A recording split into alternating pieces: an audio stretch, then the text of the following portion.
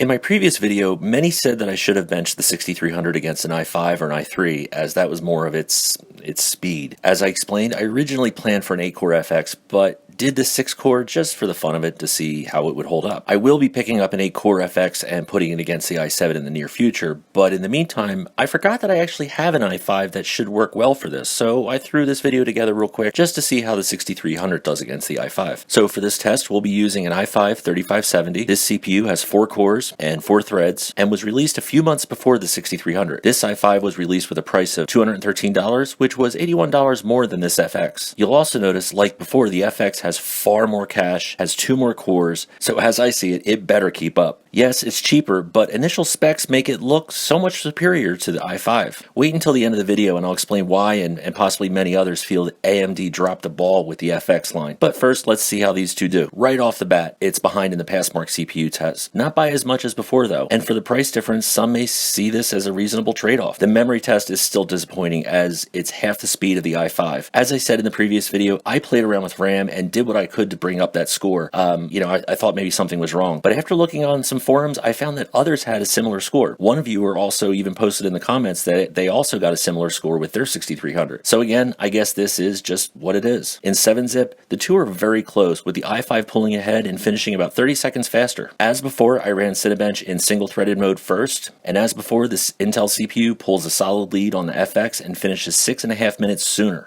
Now with the multi-threaded test, with 2 more cores, you would think that the FX would pull ahead, but no. It still lags behind the i5, but it's far closer than before, with the FX finishing only about a minute after the i5. Handbrake was also a lot closer than before, but the FX still fell behind, rendering about 8 FPS less on average, and finished almost 4 minutes after. In Xmrig, again, the FX was much closer, with the i5 only pulling ahead by about 100 hashes per second.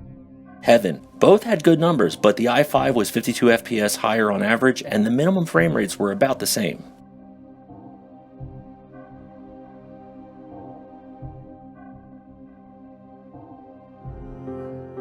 Superposition was even closer, with the i5 only beating the FX by about 42 FPS on average. However, the FX had a much lower minimum FPS score. In Portal 2, as usual, the frame rates were about the same. That's yet another reason why this is such a great game.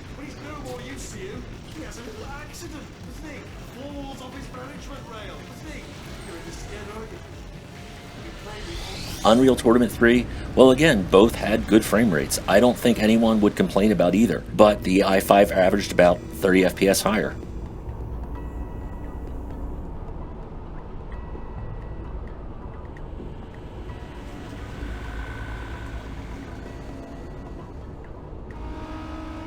In Need for Speed Most Wanted, as before, the scores were very similar and were only about 5 FPS apart.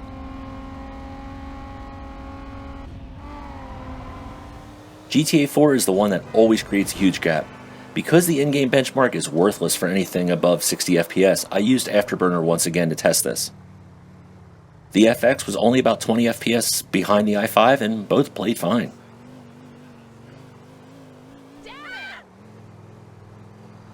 GTA 5 created a bit more of a gap, oddly enough. Both again had usable frame rates and both felt fine to play, but the i5 pulled ahead and rendered about 25 FPS higher on average. The i5 though tended to have a more consistent frame time and the numbers didn't bounce around as much.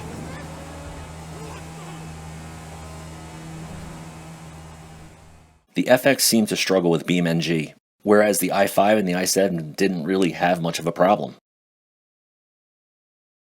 However, the loading times and just the overall experience isn't really recorded in the benchmark. The FX did not like this at all.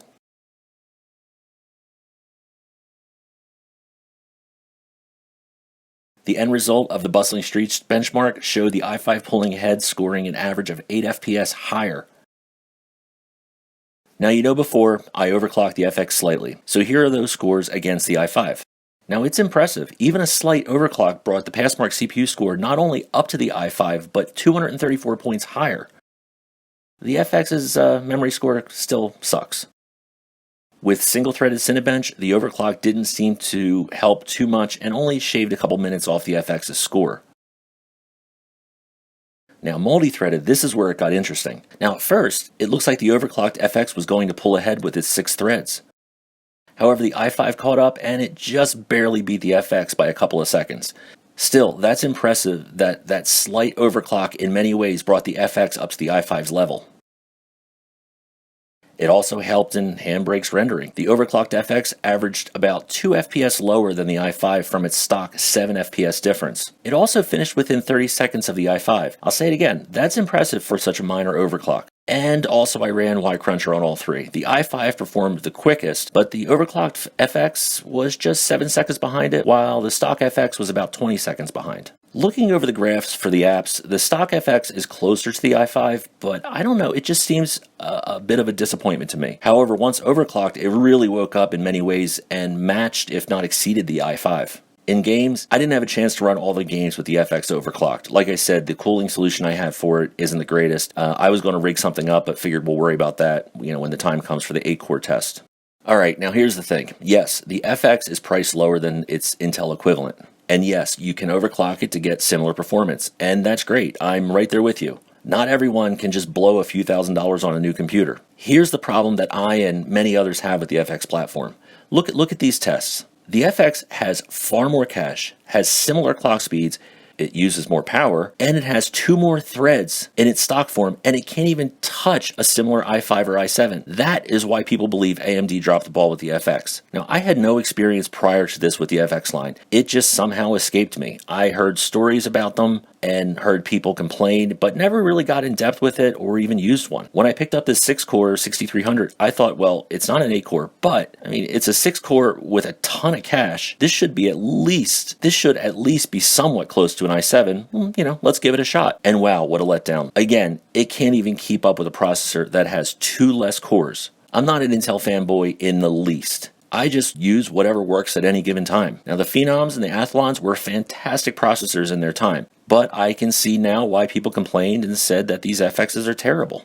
So if you had an FX and got good use out of it and you liked it, well, that is fantastic. And I mean that. I get it. Everybody talks crap about netbooks, but I had one and I loved it. However, the FX line as a whole was not what they claimed it was supposed to be. Once again, I'll be picking up an 8-core FX, and we'll see how it does against the i7. I'll even have a better cooling solution so I can overclock it a bit more and, see what it can actually do. So until then, thanks everyone, and I'll see you next time.